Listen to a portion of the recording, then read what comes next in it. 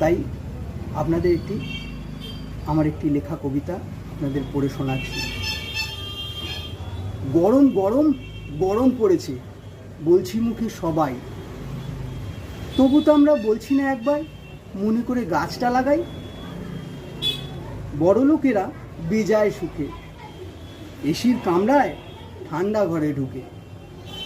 যত কষ্ট গরিবদেরই ভাই, রোদে পুড়ে ঘাম ঝরিয়ে কাজ করতে হয় তাতে। কেন ভাই এমন বিচার? বাস করি তো সবাই একই পৃথিবীতে। এতদিন ধরে ঢের হয়েছে, এবার লাগাও ক্ষান্ত। চটপট করে গাছটা লাগাও, মন প্রাণ হবে শান্ত।